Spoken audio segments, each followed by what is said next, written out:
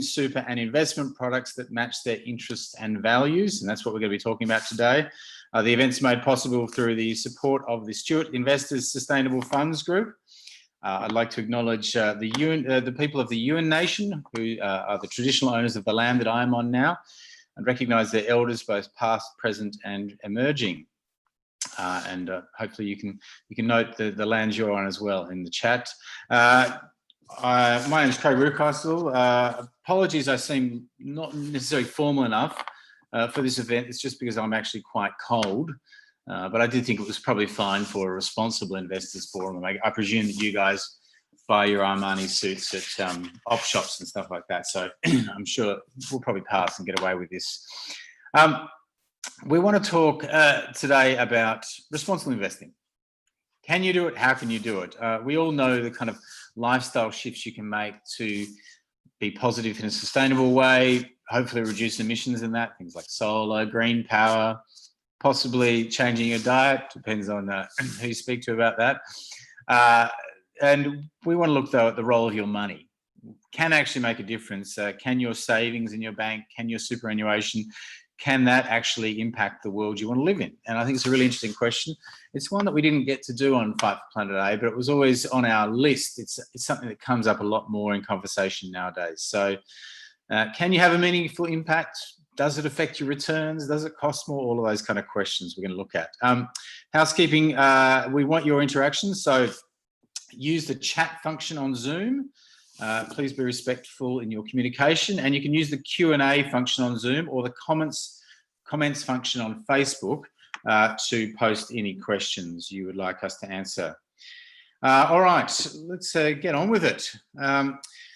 Firstly, I'm joined by Simon O'Connor, who is the CEO of RIAA, which is a large and active network of people and organisations engaged in responsible, ethical and impact investing across Australia and New Zealand. RIAA is dedicated to ensuring capital is aligned with achieving a healthy society, environment and economy. Thanks for joining us, Simon. Great. And we're also joined by Mara Bunn, who is the President of the Australian Conservation Foundation and Non-Executive Director of Australian Ethical Investments. Mara's enjoyed crossing finance, research and community sectors since arriving in Australia in 1990. She led policy at Choice during the banking sector deregulation time, internet equities at Macquarie Bank during the dot-com boom bust, and business development at CSIRO as mission-based research flagships emerged. So Mara's been in a lot of fascinating areas. Thank you for joining us, Mara. Are you there? Happy Mara's there. Hello, Mara. I am here. Hi. Wonderful. Good to see you. All right. We all know we're facing a climate crisis, and we are, I think, not only know it kind of theoretically, we're also experiencing it now. It's a big problem. There are many solutions to deal with this. Mara, I'll start with you. Can you tell me how you think investment in the business community fits into the puzzle of kind of solutions for climate change? So Craig, can I first say I'm joining you on Combermary land in the marvelous Gold Coast hinterland. It's wonderful to be here. I am a huge fan. You are a little bundle of world-changing energy, and we are also grateful for everything that you do, so thank you. I guess just to start, we've had decades of hot air, urgent, desperate cries from climate scientists, but it's all turned into hard facts, right? The bushfires, the drought, the severe weather events. It's a bit like the coral bleaching, the extinction. This was predicted. It's coming ahead of its time because it turns out the scientists were actually a little bit conservative. And, the challenge is right here, right now, despite our polarized politics and this kind of weird war on truth, right? Playing out especially in the US, but around the world. And according to the International Energy Agency, and get your head around this number, to get to a 1.5 degree future, a safe climate future, is going to require US $1 trillion a year of investment between now and 2050. So actually the game is on to unlock money right around the world for this transition. And the really good news is for a long, long time, the argument was, oh, we can't do that because it's going to trash our economy. But all of a sudden, people are waking up to the fact that this is going to revive sustainable, clean economies here and around the world. And it's not just me, you would expect that from me, committed as I am to nature, loving the wonderful people of the Australian Conservation Foundation and everyone else in this grand movement that we have. It's the World Economic Forum. It's the Business Council of Australia. We were so delighted when the National Farmers Federation came out to say after a vote, we should track to net zero emissions by 2050. Apparently, the UK Prime Minister is nudging our own to kind of follow in suit. But the opportunity is massive and it will take investment to get us there. That is the point. And the really exciting thing is, it's not just buying a cube cup and doing your recycling and riding your bike. It's actually directing your investments towards a really positive future. Yep, absolutely. It is interesting. There does seem to be more kind of progress on the business front and even the state government front. It's just that federal level we keep seeming to be hitting a bit of a wall at the moment. So Simon, I'll bring you in here. Mara's talked about using your money to do good here, right? We invest in super. A lot of people in Australia, you'd probably be hard pressed to know whether they even knew what their super fund was. So, what can they do? How does their super affect issues such as climate change? Where is this money going and how can they keep an eye on it? Yeah, well, the hopeful part of Mara's introduction is there in that we need that $1 trillion a year to 2050. Well, in Australia, we've got 3 of those trillions sitting there in superannuation right now. And that money is yours and mine and everyone else on this call that's being managed. And that money, when it's taken out of our paychecks every month, that 10%, goes into a super fund, and that super fund is entrusted to look after that, to maximize the retirement benefits and outcomes on our behalf. And that's invested, and it's invested oftentimes through hundreds or even thousands of companies around the world. And our money right now is being invested in those companies. And some of those companies are contributing to that 2050 goal that we need to get to around climate change. Some of them are absolutely undermining that goal. And it's really critical that our super starts going towards supporting those companies doing the good things, building the renewable energy, affordable housing, medical technology, electric vehicles, etc., and moving away from those that are doing harm. The interesting thing here is that there's a whole lot of companies that sit somewhere in between, doing some good and doing some bad, and I think there's some interesting sort of examples of that. And just take, for example, a recycled cardboard manufacturing company that would sound at first glance to be a great investment, and then you realize that they're actually making cardboard boxes for cigarettes. So is it good or is it bad? Or you take a huge energy company like in Australia, an AGL, for example, it's the single largest polluter of greenhouse gases and owner of thermal coal plants in Australia. But on the flip side, it's also a large investor in renewables. So what do we want to do with that? And how do we want to actually direct the money that's being managed on our behalf to create that future that we actually want to be investing in with that 10% of our wage that disappears from us for the next 30 or 40 years? Yeah, it's interesting. AGL is a very interesting example because I think this goes to the heart of some of the investment questions as well. Is you kind of go, yes, they're the worst, the biggest greenhouse gases there, but then you see them involved in a fight with the government where they're saying we want to close our coal-fired power station earlier, we want to transition, they're getting pushed back the other way. It's an interesting question of, do we avoid all of those existing companies that are big, or do we kind of give them the benefit of the doubt if they're working in the right direction? I guess, Mara, I'll come to you on this.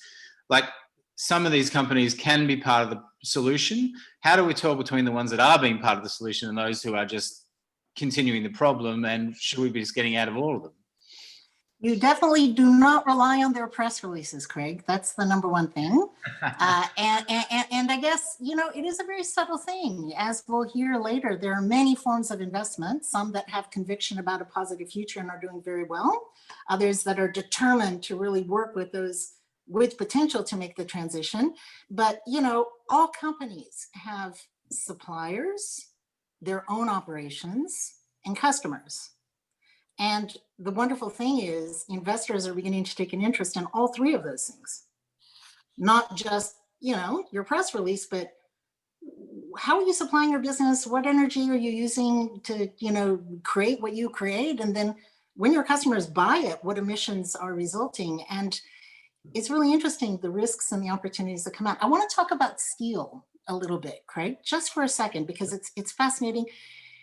Steel is the second most polluting industrial material in the world, right? After cement. 7 to 9% of global emissions are caused by how we make steel. Now that is a massive thing. And it turns out that here in Australia, we have this massive iron ore export industry. It's the reason why WA is like in the pubs, right? Like it's a huge royalty generating kind of industry. At the moment, iron ore is transformed into steel mostly, you know, using coking coal and, you know, creating quite a bit of climate carbon pollution. Turns out that there is a process called direct reduction. It's a chemical process that, you know, is being used by half the steel plants in Australia right now to create steel, in the current case, using fossil fuels as the source, but you can replace that with renewable hydrogen. And a lot of people are suddenly realizing, whoa, not only does that give us a massive potential export stream, but imagine if we're creating the manufacturing industry of the future, the steel that's going to power up the rest of the world and our own cities. And, you know, we could also recycle a lot of it, that's for sure. But it's not actually creating pollution. It's creating thriving regional economies, right? That's the opportunity when you think about the subtlety that BHP Rio Tinto could become the heroes of the 21st century.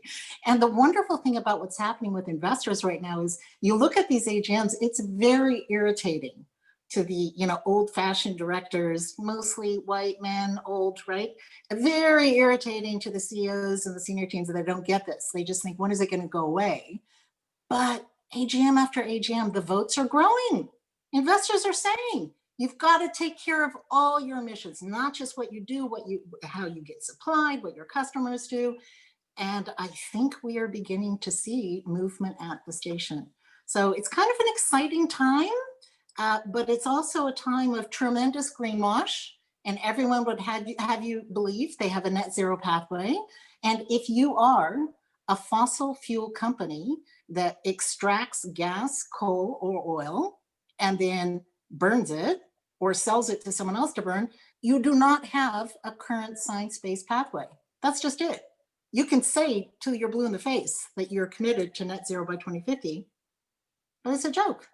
You do get access to a lot of CCS money, though, so that's a good thing. Look, it's probably a good way to segue there to Simon. And Simon, I don't mean by that the reference to old white men. I meant the idea of the opportunity. There is all this kind of amazing technology that seems to be on the forefront that we're kind of going, and it obviously does seem to, it's exciting a lot of people investment wise. Most of us don't have the kind of capital that really matters in that sense. How much can we use our super? Like, how much influence can it have when you're an individual person sitting on a small amount of super? I mean, I would make the case that this is probably the strongest lever we have in our arsenal of levers for creating change today, is where we direct our retirement savings. And that's for the plain fact that this will become the single largest investment most of us make in our lifetime, is the money that goes into super. And it is that $3 trillion we spoke about before, that's the money of us, of Australians, it's not overstated today, that is shaping the future of Australia right now, in the where that's been directed, how shares are being voted in companies, what it's investing in or not investing in.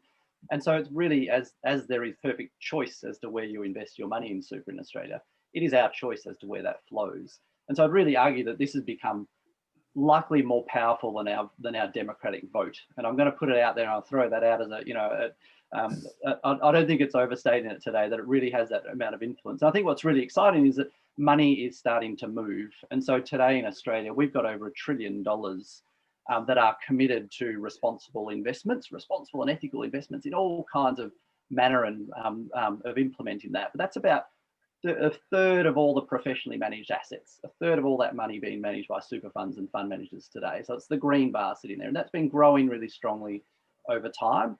And what's moving that forward is a whole lot of big, strong commitments coming out of finance, coming out of super, to say we are actually going to set ourselves a hard trajectory and pathway to decarbonise our portfolios, to head towards the meeting Paris Agreement. And even just in the last few months, we've seen a number of really strong announcements from some of our biggest funds, and some announcements that were made long ago from some of our really pioneering funds too. So it's a great momentum there. But what's also pushing that is the consumer demand. That's us as Australians, where you've got the vast majority of Australians now saying in research that we do on an annual basis, saying we just expect that our money is being invested responsibly and ethically. You know, if you go around do your vox pops in the streets, you're not going to see too many saying, yeah, I want to have a dirty big thermal coal mine in my portfolio, or a tobacco company, or a company that uses child labour. You know, there's just an expectation that our money is managed in a way that does no harm, and ideally is actually being directed to creating that kind of future, that clean and smart and innovative future that we all want to live in and retire in. It's interesting, Simon, because those kind of statistics where you say 87% want their super invested ethically and responsibly, it's, you know, there's a big difference between what people say in a poll and then whether they're becoming active about it. So Mara, if I could come to you, you're involved with Australian Ethical. You know, what proportion of people coming to you are saying that they're motivated by these factors? You know, what kind of sense do you have with that, of that kind of, yeah, I really think it's a problem, is transitioning into actual action? Well, you know, all of them. It's just super exciting. Australian Ethical in the last 5 years has become the fastest growing super fund in Australia, measured by funds under management and number of members. Get your head around the fact that since I've been on the board, not so long, like maybe 6-7 years, our funds under management have increased by 10 times, 10x. In the tech world in California, we call that exponential growth, right? And when I landed in Australia, Craig, 30 years ago, there were some forward-thinking, kind of hippie type people who wanted to put their money where their mouth were. And they created this fund. Originally, it was about avoiding logging in pristine native forests. And that fund gradually diversified. And then it became Australian Ethical Investments. And then it became a super fund. But also many managed funds, you know, put your money in the bank today and you see the return is ethical managed funds are exploding in terms of returns. And it's just been fascinating to see that over that 30-year period, using a secret colonel's recipe, right? Australian Ethical has this charter built into the Constitution. Unlike Google, we actually don't do evil. And we do a ton of good. And what are you investing in through us? This amazing ethics team that blends in with this exceptional investment team. And let me just tell you what it's produced. It's just so funny, right? There are about 100 regulated MySuper options. That's kind of like the standard default that the government regulates in Australia, right? In this past year that ended in June, that crazy year where the markets went backwards by quite a bit and everyone lost money in their super, we ranked number 3 out of that 100. One of 15 funds that actually generated a positive return.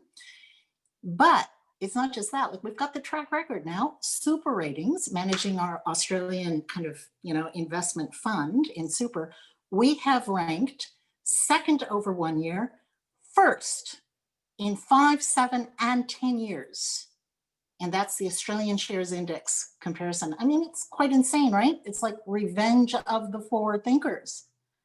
Suddenly, we are creating the future, Craig, and the investment outcome is just exceptional, as well as, right, this idea that we're investing in what we want the world to become. That's great. I mean, that's one of the interesting questions, I guess, is that you know, you've got the benefit of being early movers in that space. But yeah, great results. Thank you so much, Mara, for joining us. Appreciate it. Thank you. Pleasure. We're now joined as well by Xavier O'Halloran from Super Consumers Australia, a consumer advocate. Xavier is a consumer advocate whose role is to keep industry and regulators accountable to consumer needs in financial services. So basically, he's pushing shit uphill. He led the team responding to the Financial Services Royal Commission at Choice, Australia's leading consumer advocacy group, and has represented consumers on several government and industry advisory bodies. Xavier, thanks for joining us. Thanks for having me. Fascinating area. And I remember looking into this area a great deal when I was doing the checkout. Fascinating area. Anyway, but look, how can a super fund be responsible or ethical investor? Can we talk first? I'm going to go to you firstly, Simon, actually on this. what are the different types of approaches here? Because there's obviously a lot of kind of nuance and different approaches when it comes to ethical investing. Can you kind of take us through that? And then I'll go to Xavier to say which ones are better. Great. I'm going to do a turbo tour here because we've kind of heard it being alluded to a little bit there. You know, you've either got the choice of excluding all the harmful stuff, getting it out of the portfolio, selling it off and not touching it. That's called your negative screening. Other fund managers or super funds will aim for all the positive companies, sustainable companies. That'll be your positive screening. You've got this big cohort in the middle, which are these mainstream large institutional funds who are what we call in the jargon ESG integration, environmental, social and governance factors. And it's really understanding with all of those approaches actually that there's more that's driving the success of a company than just what sits on a profit and loss statement. You know, like, so the company blows up an Aboriginal heritage site or breaks a tailings dam and floods a village. Of course. That's right, exactly, hypothetically, or you know, or rips off its staff. Like, these are companies that are not going to make good investments. So effectively, everyone's trying to target more sustainable companies to make better investments with different approaches. I think what's interesting though, and what Mara alluded to there, is ownership brings responsibility. So if you choose not to divest of a company and you're going to own it, well, then you've got the opportunity to shape it, to engage with it, to meet with them and change the board, the directors, the policies, the activities, to vote your shares a certain way. And we're seeing a lot of that now where investors are putting pressure on companies to try to shape the way they're operating, shape a transition, to sell out of thermal coal, to put in place a plan for transitioning, etc. And so that's become a really powerful tool. By owning a company, you can shape that company. Fossil fuels is a good case in point in this context, right? And so you've got a lot of that, applying that approach. There'll be some who want to just avoid all fossil fuel companies. And fossil fuels is big and broad as a category. There's obviously thermal coal, there's metallurgical coal, there's gas, there's oil, there's mines, there's generation. So you'll see in different funds, different approaches. Some taking a partial exclusion, some a whole exclusion. So some funds might say, I'm just going to exclude the dirtiest of coal, the thermal coal, with a view to saying, well, at the moment we still need steel, that takes metallurgical coal, we don't have a substitute, we might invest in that and try to transition it. And so there's full and there's partial kind of exclusions there, and you really need to look to understand the different approach that funds are taking. I guess the other sort of thing that we're starting to see is there are funds who have an ethical option, or there are funds also that just have across their whole portfolio, their whole fund will have an approach to their climate change or the way they manage even human rights and other issues. And so you really, again, different approaches for different funds. And from our perspective, we kind of say, well, what's most important is that a consumer can find a fund that matches their perspective and their tolerance and their appetite for issues, for ethics, for values, and for returns. Xavier, I mean, as we well know, this area from a consumer perspective is already quite confusing and people find it quite difficult. So adding on these different levels of positive screening, negative screening, all that kind of stuff, you know, from the consumer perspective, what do you think is the best approach? Do you think this is complicating it too much, or, you know, what's your take on this? I don't think it's complicating it too much. It's definitely fraught, but I think it comes down to when you think these different strategies are going to be effective. So the kind of metaphor I guess I'd use is that of a sleepy toddler. Like, they're not going to really be that engaged with the feedback you're giving to them until they're well rested and well fed. So a positive screen or a negative screen in that case might be the right choice. So you might send the toddler off to bed in the case of the company that's not really engaging on these things. But once, you know, a toddler is well fed, well slept, you may be able to negotiate with them. You might be able to get them to clean up their act and go and take a bath. And I think the same goes with different strategies for ethical investing. And but you really need to be keeping super funds accountable to that. So they're not just, you know, negotiating with sleepy toddlers. You want them to be really demonstrating the value that they're adding. So it's not just marketing spin. It's saying, hey, these are the things that we voted on that we think are driving the direction of a company towards better, more ethical outcomes that align with why you invested with us in the first place. So that accountability is so important. There's also some real limitations, I guess, in too much of the active screening, as was kind of discussed already a little bit before. This kind of idea of portfolio diversification is quite important to people's returns overall. So the basic idea there is you wouldn't want to say all be invested in airlines at the moment, because there's particular problems going on in that sector due to the pandemic. The same goes for screening out entire portions of the market. You have to be quite careful about it because it could lead to problems with your returns. And maybe a less extreme example is what's going on with big chain supermarkets. You know, they might be invested in a whole bunch of different things like liquor and gambling or single-use plastics. And so, you know, screening out an entire sector just because they're involved in some things that you might be opposed to might not be the right strategy overall. Well, just with this, I guess, are there any examples from either of you of where this kind of the staying within the portfolio and saying we're going to shape it, we're going to improve the companies that we were dealing with, whether it's fossil fuels or otherwise? Are there examples of where that has been working? Like, do superannuation companies have enough sway to be able to get those changes? And I guess, does it require also pressure from the public through your kind of, you know, your protests and that kind of stuff as well, as we saw with like UniSuper and that?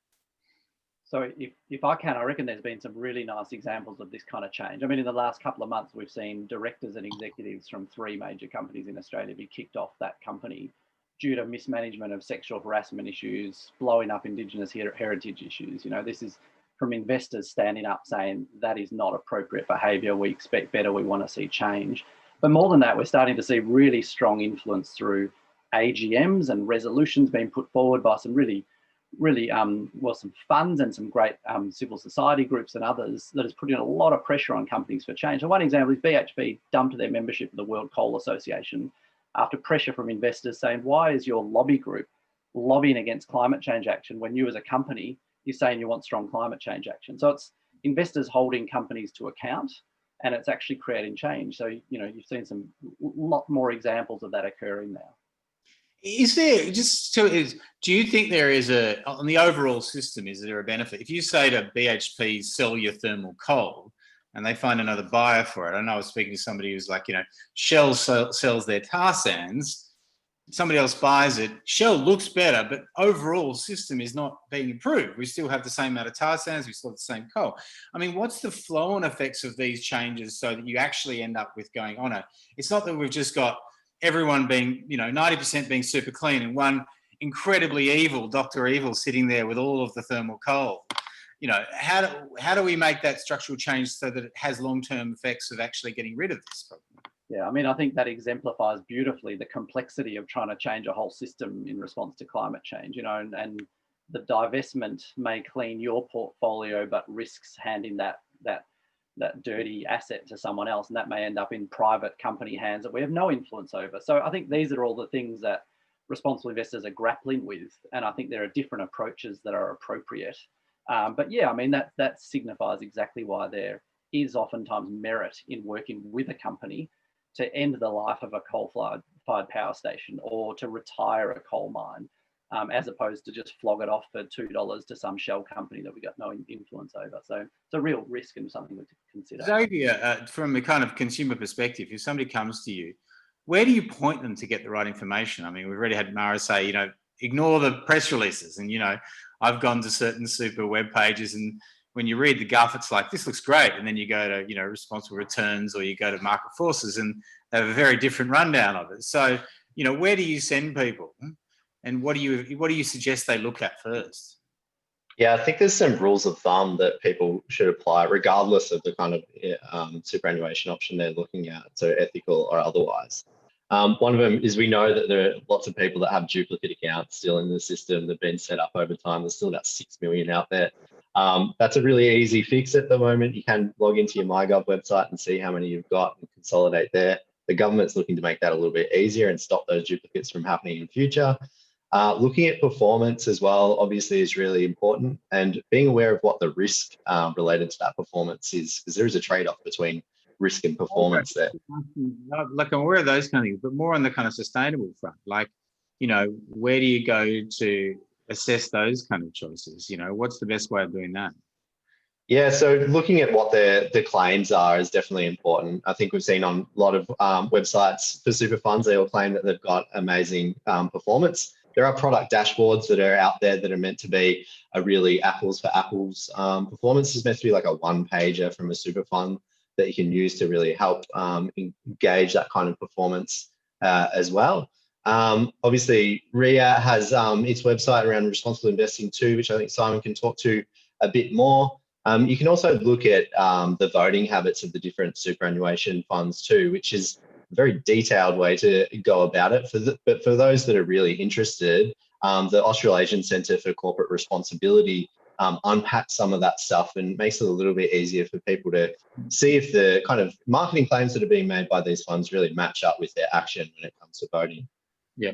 I'll come to you, Simon, then it was brought up then, the Responsible Returns website, which is meant to be a way, I guess, for consumers to simplify that process of, you know, finding the right ethical fund. Yeah, that's right. That's the approach there.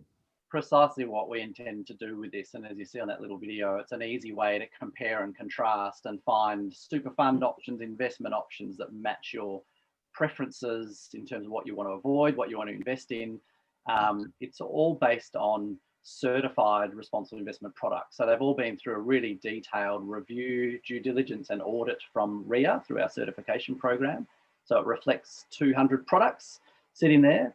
And just to be clear, this is a free web tool and there's no commission paid to us if you go to any particular funds in there. And what we try to do is kind of make it easier to understand one fund versus another, and particularly going to that point before around fossil fuels, you know, that some funds will have a full exclusion of fossil fuels, others will have a partial exclusion of fossil fuels. And we think it's really key that funds are really transparent and clear and accurate in terms of the descriptions around that. And so in the responsible returns web tool, it makes it quite easy to differentiate between who's taking what approach there. So please do use that responsiblereturns.com.au. And just with that, I mean, I think it's really good that and I think you should probably make clear the fact that there's no commission there. I think is a good thing, because that's one of the questions with a lot of these websites. The directory somewhere is there's often a commission behind that. You say there's like 200 products there. How small a part of the market is that? You know, like. Oh, well, it's certainly not covering $3 trillion worth of funds. It's a really good question, actually. So we have probably a big chunk of the largest super funds will have products certified on that tool. A large proportion of the fund managers. We cover New Zealand on that tool as well. I think there's probably around about $100 billion of funds under management managed in the products that sit on that tool. But this is, as Xavier notes, it's a huge market in Australia. The numbers of registered superannuation funds are over 250 in this country. You know, the number of fund managers, there's probably 200 or 300 fund managers. And so this is a piece of those who are willing to be audited, reviewed really deeply and meet criteria about not misleading and having really high standards will make it through onto this. So that goes to my next question though. So these have to be funds that come to you and ask to be audited. You don't audit, say, you know, there's old Muggins fossil fuel fund over here. They don't want you to audit them. You don't go and audit those and put it in terms of onto the site? Not for this site. We do a lot of other research as our organisation, and one really important one is we do look at the top 50 largest super funds across Australia, and we do assess them on how well they're implementing a responsible investment approach, and we come up with a leaders list. And so out of that 50, we see about 17 of them that we rate as real leaders in terms of implementing responsible investment with very different approaches. So we do some of that, and you know, importantly, probably. You know, out of that research, actually, we also assess performance, and it's probably worth just reiterating this, that what we find is the super funds that do responsible investment really well in that leaders list have outperformed the default and the non-RI funds, non-responsible investment funds over the 5, 3 and 1 year time horizons on average. And so I think that's really important, that again, this is not just helping to meet our values and ethics, it's actually driving better outcomes and better investment performance too. But so yeah, that's certainly a resource that my team can put up in the chat function where you can go and have a look at that report and the 17 or so funds we name as leaders in that report. Great, thank you. Thank you to both Simon and Xavier for joining us. I'm going to move on to the next section because I'm running late. I'd like to now join, welcome 3 guests to join us. Firstly, Liza McDonald from VicSuper. Liza has over 20 years experience in the superannuation sector and is a specialist and passionate advocate for responsible investments. As head of responsible investments, she has led the development and implementation of the fund's responsible investment policies and the execution of the climate change adaptation plan. Lisa is a director of the Australian Council of Superannuation Investors and is a member of the advisory committee with the Principles of Responsible Investment and ESG Research Australia. Adam Verwey from VicSuper. Adam's the founder and managing director of VicSuper, Australia's first 100% fossil-free super fund, managing $1 billion in superannuation money. Adam has a long history in the ethical investment with an expertise in superannuation, ESG research, corporate campaigning, and constructing ethical indices. Karen McLeod is a certified financial planner, specialising in ethical investment. She has been a board member of the Responsible Investment Association of Australasia since 2010 and also sits on the certification committee. In 2019, she was named in the Financial Standards Power 50 Most Influential Advisors in Australia. Thank you for joining me, Lisa, Adam and Karen. You're there? Hello. Hi. All right, let's start with Adam and Lisa. Give us a quite quick sense. We've had a bit of a debate in the theory. Give us quite a quick sense of how your funds approach responsible investing. I'll start with you, Adam. Thanks. So we created VicSuper back in 2014. And the reason we created VicSuper was because there was this really big and growing movement of people who were really concerned about climate change and knew that we had to immediately stop providing funding to fossil fuel companies if we wanted a chance to restrict global warming to below 2 degrees Celsius. And so while this movement of people were switching to fossil-free banks and had fossil-free energy providers they could move to, they didn't have a super fund available to them that was completely fossil fuel free that they could switch to. So we launched VicSuper as an ethical super fund, but also the first super fund that is 100% fossil fuel free in how it invests our members' money. And for us, that means not just investing $0 in companies that mine or extract or burn fossil fuels, but also not investing in companies that are significant service providers to the fossil fuel industry and the big banks who are financing fossil fuel projects. So far, this has been great for the returns of our members, because not only do fossil fuel companies destroy the planet, they've also been destroying investment returns for most super funds as well. As an example, over the last decade, the Australian share market has gone up by over 60%, but fossil fuel companies that are listed on the Australian share market have gone down by over 50%. So one's gone way up, the other's gone way down, and super funds that have kept investing in fossil fuels over the last decade have done so at the cost of returns for their members. The other way that VicSuper is a bit different is that we also invest up to 20% of our portfolios into into assets that are directly making an impact on climate change and inequality.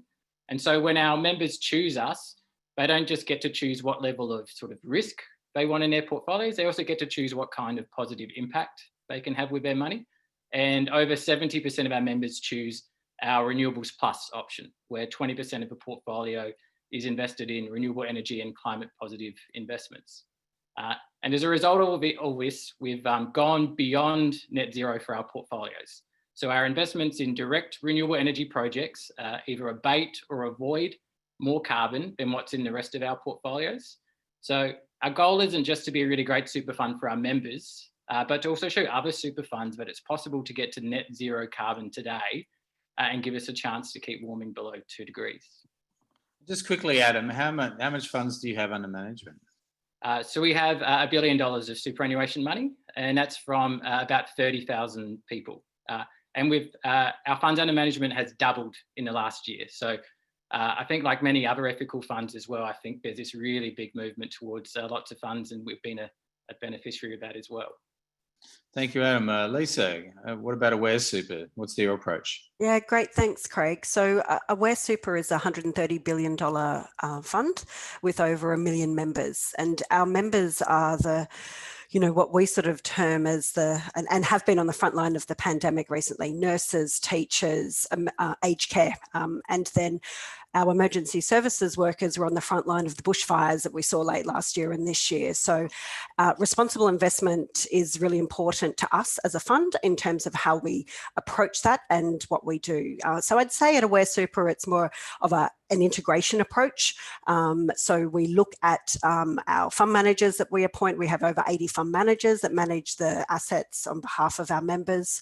And we really look at how they're integrating environmental, social and governance factors into their investment process. So across the whole of the fund, it's around integration. We also then have a number of exclusions across the fund in terms of tobacco and thermal coal. And that's come from, a view that no amount of engagement can influence or change those companies and what their product is going to do.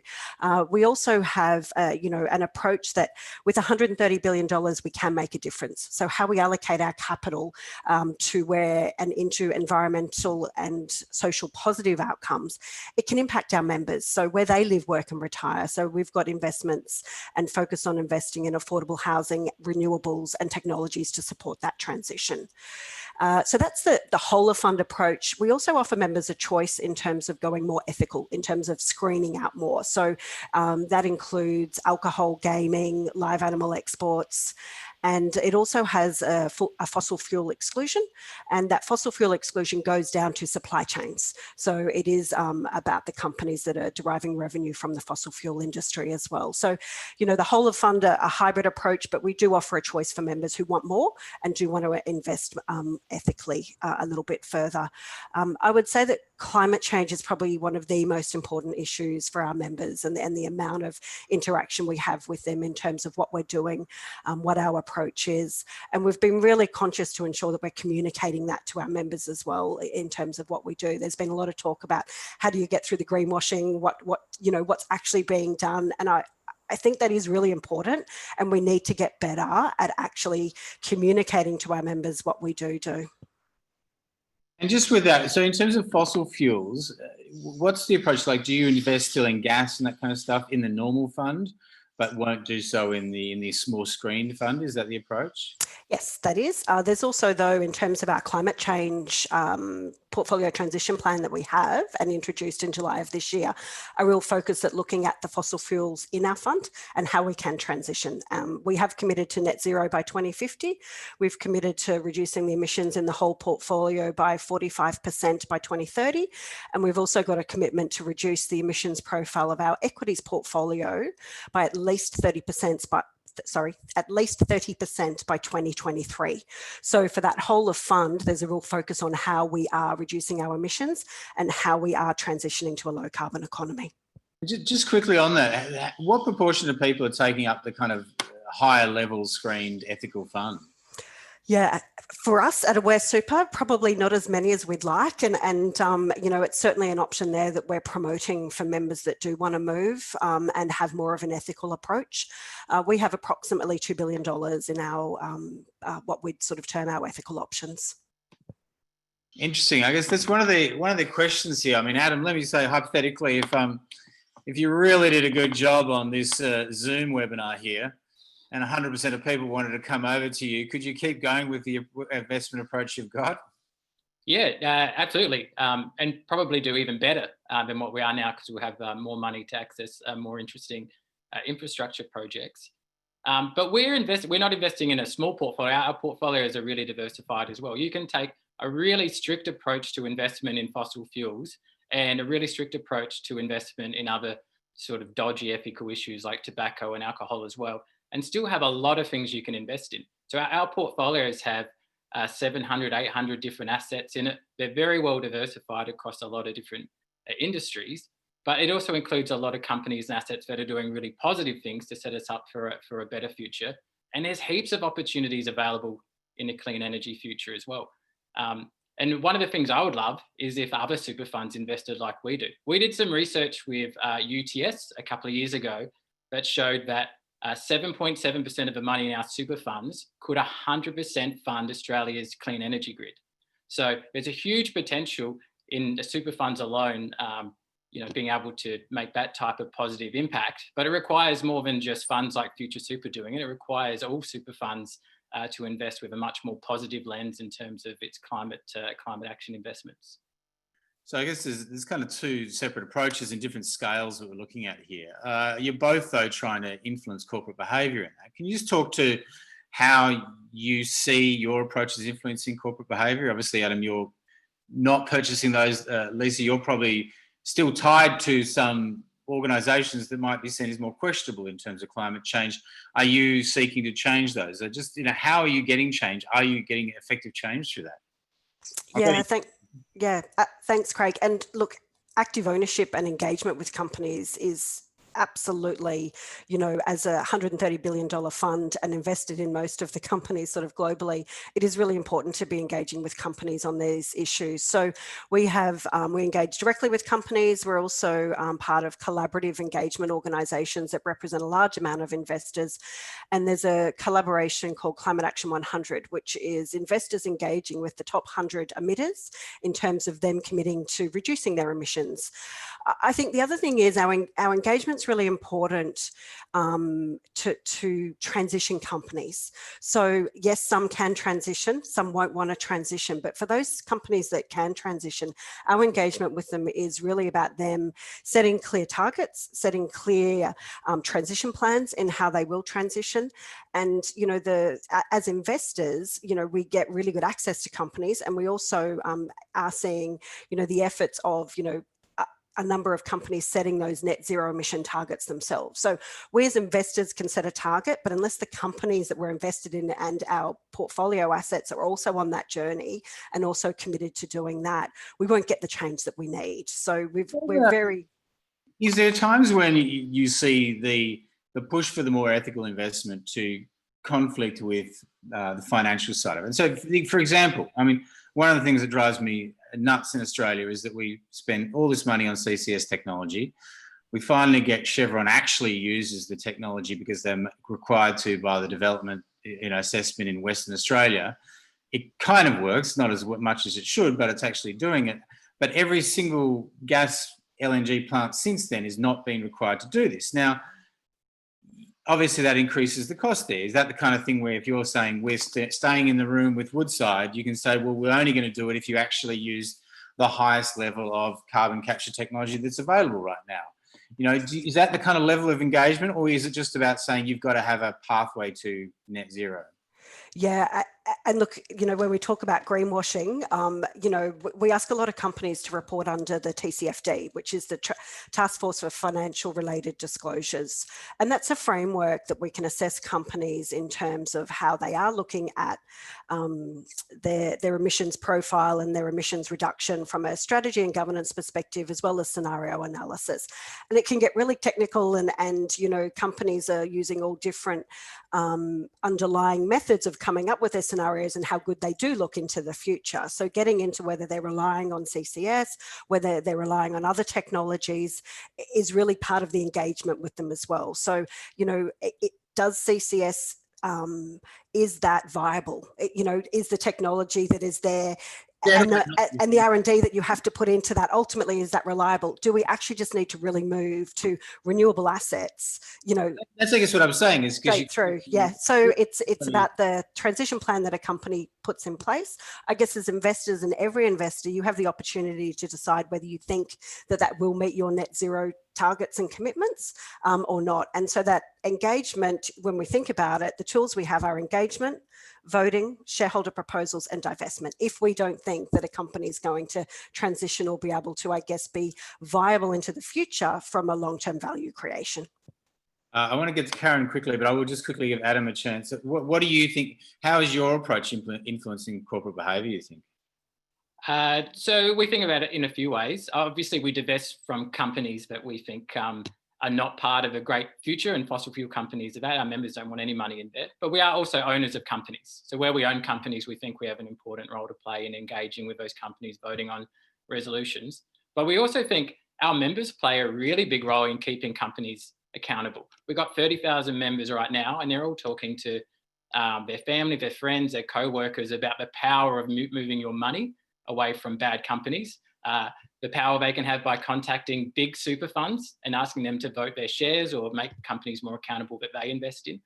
So I think we also see the power of working with our members to help make change. Okay, thank you. Karen, I'm going to come to you. You are a financial advisor. Do you find that more people are coming to you and asking to invest ethically and responsibly? Yes, of course. We're very busy with inquiries. The main reason I think the height of inquiry was definitely during the bushfires. I had a lot of frightened people calling, say, this is here now, climate change. It's sort of arrived a lot quicker than many of us had expected. And people really wanting to take that step and realizing that this is impacting us on our doorstep, and it will into the future with more and more severe weather events. So yes, that was definitely the aha moment for many times for people that hadn't really thought about how climate change would impact them beyond what they see on the news broadcast. And definitely we're seeing more and more clients wanting to actually take charge and do something meaningful other than, you know, as Mara said, like choosing a keep cup or cycling to work. This is a really powerful way people can make good in the world, and also have that control and transparency over basically your biggest asset outside your home, if you're lucky enough to own one. Oh, Craig, you're on mute. Sorry, yeah, somebody's doing some mowing near me. So how, if somebody comes to you looking for, you know, an ethical investment, climate change, or that, how do you recommend that they find the right fund? You know, how do you direct them in that way? Like, there's obviously, we've heard a lot of different approaches today. Do you talk them through those different approaches, or do they just get a stony look on their face if you do? Of course, we listen. So we ask good questions. So we're asking about, you know, what's important to them in terms of things they'd like to avoid and support. And we also talk to them about things that they might want to engage in, ask them where their super fund's invested at the moment.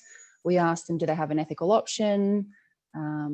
What is that super fund's ethical option? And also look at the fees that they're currently being charged.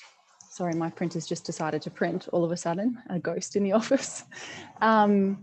So I suppose the main thing is that we ask them to consider, you know, their background. A lot of ethical clients are very intuitive as to what's happening in the world. They come from backgrounds of science or medicine or engineering, and they can see that the thematics really dictating the way we want the planet to go, and being involved with predominantly fossil fuels and banks is something that's undermining that clean future. But it's not all about the environment. There's definitely a lot of clients that are interested in themes such as microfinance, or also other social justice issues. But I might put myself on mute just for a second. Let's just finish now. That's all right. Just quickly, I'll ask all of you, if people do want to change, how easy is it to change their funds if they find something they think is going to make a bigger difference? You know, do you see people doing this now? Yeah, that can get anyone. I'm happy to answer. Yeah, if you've already made the decision to switch, joining VicSuper takes a couple of minutes online. It's completely online. We'll help you switch over your other super funds, help you move your insurance over, things like that as well. Yeah, it's super easy nowadays. Yeah, and if I just add to that, VicSuper has an app. You can use your app to sort of switch options. You can also talk to our service centre, and, you know, you can also book an appointment with a financial planner, which I think, you know, when we think about fees and we think about insurance and we think about returns and what you actually do want out of your superannuation, sort of getting the right advice can make a real difference as well. Quick question on the back of that. I mean, with this area, given the complexity already, there's obviously a chance for greenwashing. You know, we've heard Mara say, don't read the press releases. How do consumers avoid greenwashing? How do they know that the right stuff is happening? I mean, you don't want to start an argument here, but... No, I think the things that have been discussed around the tool that RIA has, that responsible investment tool, reading, and as boring as they are, our product disclosure statements are there to actually tell members what we do, and they are quite a boring document. So it's not the marketing, it's actually, you know, the information that we have to disclose in terms of what we are doing as a super fund, and the you know, I guess the ratings and the rankings and the certifications really do go to an assurance in terms of what you are doing. So, you know, looking at those as a consumer is a way that you can actually make sure that the product that you are signing up to is what you're actually getting. I think it's also important to check the portfolios of super funds as well. And I think in particular, if whether a super fund's willing to disclose their portfolios or not is a good indication of whether they're a genuine ethical portfolio or not.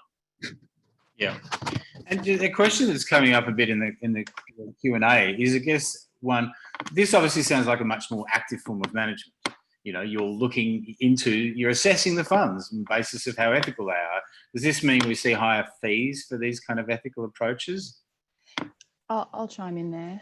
I think at the moment, the answer is yes, because they are essentially doing two jobs. So you do get what you pay for.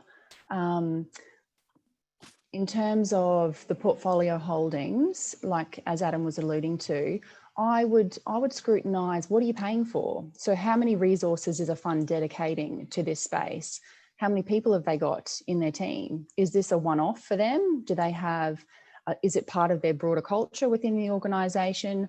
What are your fees paying for? Because some of these funds will charge a higher fee, but they will have an entire team dedicated to ethical and responsible issues, along with environmental, social and governance thematics. Others won't. So I think the devil really is in the detail. The other thing that I would suggest is that this is your money, and it would be good to ask the investment managers how they're voting for you, so that sometimes they publicly disclose that. Sometimes they promise to vote in a certain way, and then when you look up the resolutions, they've actually voted against climate change resolutions that you were hoping they voted for, because after all, that's your money they're voting.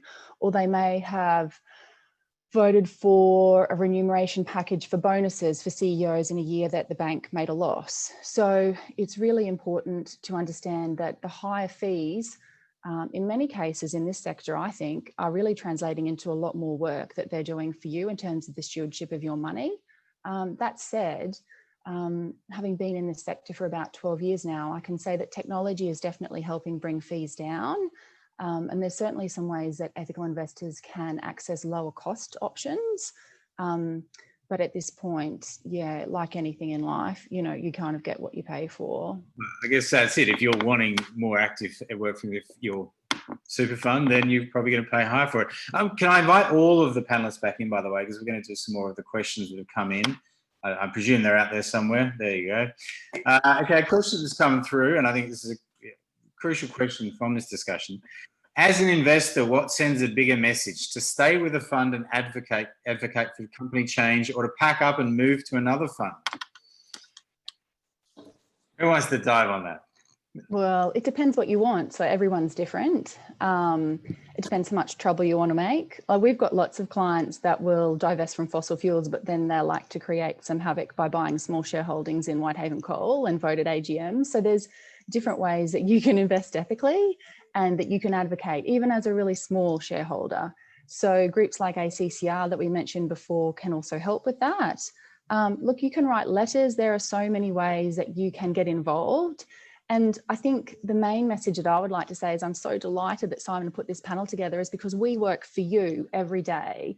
So everyday Australians that are wanting to invest your money ethically, every day we advocate for better, deeper, more responsible choices for your money on behalf of the people that are managing it. So never underestimate the power that your voice has, and speak about what is important to you. So just wanted to add that.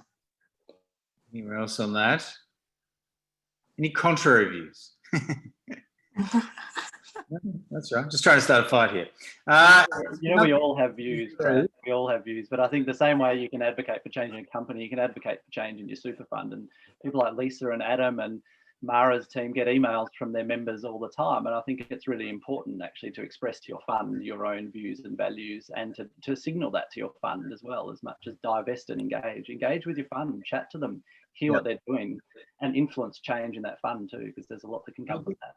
That goes to one of the questions that's here, which is more of a question from the individual's perspective. What pressure can you apply yourself? Like, is it emailing your fund? Is it getting involved in a kind of protest, or, is it writing to the companies themselves? Like, what do you think are the pressure points that are really being felt by these companies? Yeah, Craig, if I could add to that, I do think members do have a voice, and we've certainly focused on climate change as a key issue for Aware Super on the back of the number of members that have made inquiries in terms of, this is an important issue for us, what are you doing? And the more we receive, the more action, that we will actually look at, investigate, do our research and sort of, respond to those. Bearing in mind, we have members with all different views as well. With over 1 million members, that there is differing views, but you certainly should add your voice to your super fund. Yeah. I'll throw in like a really practical example of how this can work and well. So today, ANZ released their new climate policy, ANZ Bank. They are the only big bank that has not excluded thermal coal. They basically have not committed to diversifying away from thermal coal. Their AGM is coming up. There's going to be a vote. There is a resolution coming up in a very practical way, you know, to basically say, through market forces, ACCR, this whole grand movement that we've created in Australia, you cannot do this. You must overturn your policy. So what you can do is pick up the phone and call your super fund and say, please vote for that resolution to pass. Because crazy as it seems, at the Woodside AGM, a really powerful resolution exceeded 50%. If you had told me that 3 years ago, I'd say you were on drugs. It's working. Yeah, it's interesting. That ACCR resolution surprised me too. Has it led to change, do you think? I mean, again, this goes back to it. And by the way, just to clarify for people, I'm not saying CCS is good. I'm just saying that what's ridiculous is that even at the minimum level, we don't even require what we funded millions of dollars for. You know, it's just, we seem to be going...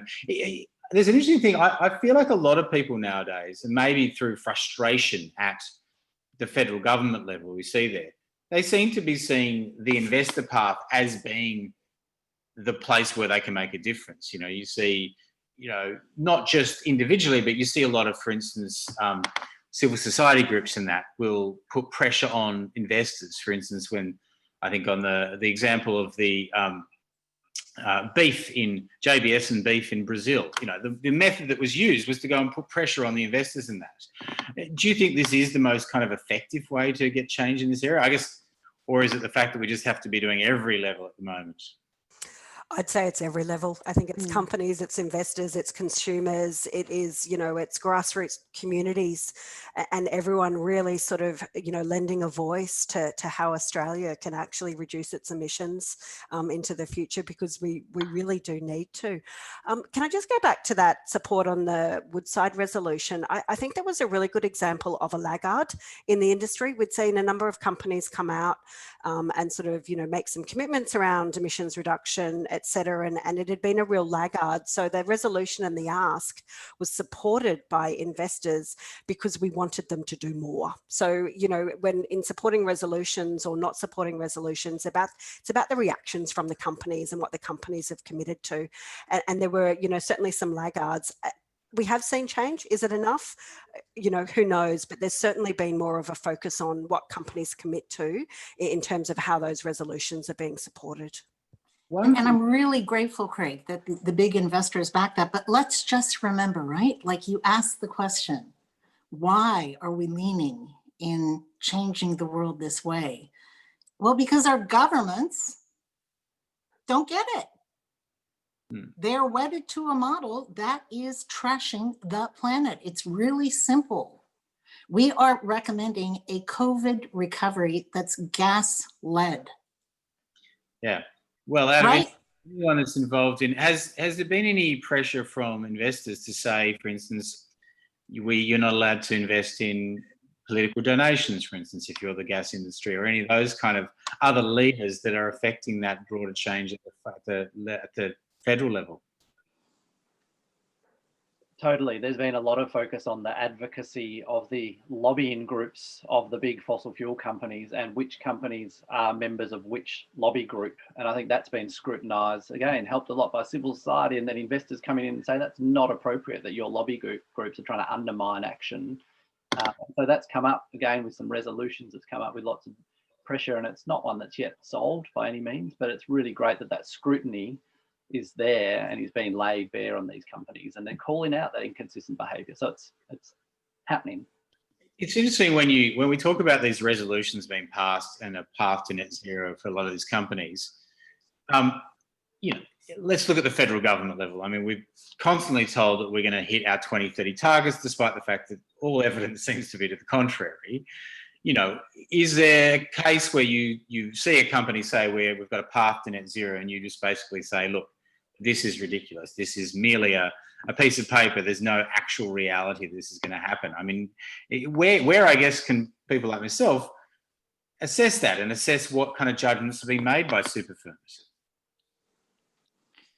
Well, I can dive in. I don't want to hog the airtime because this is a fantastic overview. Well, Craig, there is this thing called science-based targets. It's aligned to the Paris Agreement. WWF International, the World Resources Institute, others are inviting companies. Nearly 1,000 have registered science-based plans to meet their commitments. There's lots of loopholes. So far, they're trying to deal with scope 3. It's evolving, but it's promising. And that strikes me as a really great way for investors to demand, particularly those hardcore recalcitrants. You can't just put something out there saying, it's caffeine free when, all you sell is caffeine.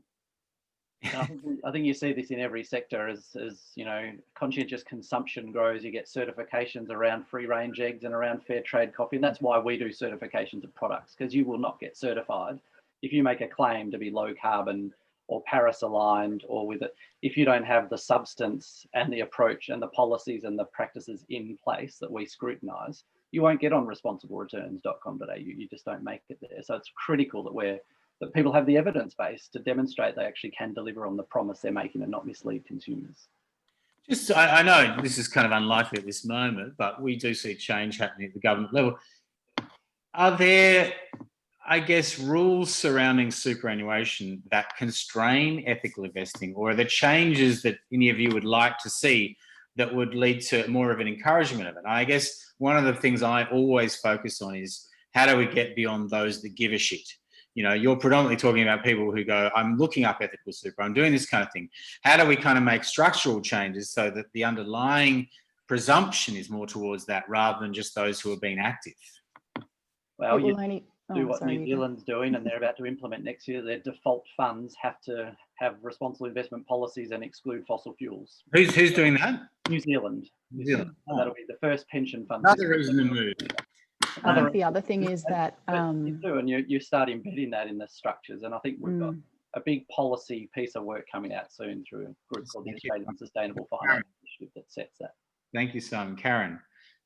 I think the thing is that you need a whole suite of new companies to make it into the top 10 ASX. The stocks that everyday Australians are forced to buy in a benchmark hugging fund are the miners and the banks, or a large telecommunications company. Are they really the companies that are going to transform our planet for a positive, cleaner future? Perhaps not. So where are you going to go? So this is why part of our role is really ensuring that we're invested in those investments for the future. And that's where we want to be. And Australia has, unfortunately, a position where we are very overweight into those two particular sectors compared to the rest of the world. So just think beyond our shores, I suppose. And that's what an ethical investor often does. A lot of the issues that we're discussing are not really big problems in Europe. They've already got this green revolution beginning. New Zealand's another one. So it will come here. It's just that we are going to be a laggard for a little bit longer. And I mean, the EU has just said they're going to triple the number of social bonds they'll be issuing with such a successful year. There are massive opportunities internationally for ethical investors, and you can access them. They're on responsible returns. We have certified some of these. So try not to think of the federal government issues as limiting. We never have, and we've been in the sector a long time. And the performance shows, you can succeed in this area without having to wait for change federally. So, have a look at that, look at the fees, look at the performance, and remember it's no indication of future performance. And, if you want advice from an advisor, there are other people like me around the country that have gone through the certification program as well for the advisors. I forgot to mention that. Sorry, Simon. Right. So being yelled at, I've got to wrap it up. We've gone 10 minutes over. I don't think responsible investments can afford this extra bandwidth on Zoom. So I'm being asked to wrap it up. Thank you for joining us, everyone. Thanks for being interested in this. It's a really interesting area. There will be a team at Responsible Investment Association Australia will put together a cheat sheet that will be sent to you afterwards. So that'll hopefully come to you afterwards. So thank you again for joining us. I think I'll throw over to you, Simon.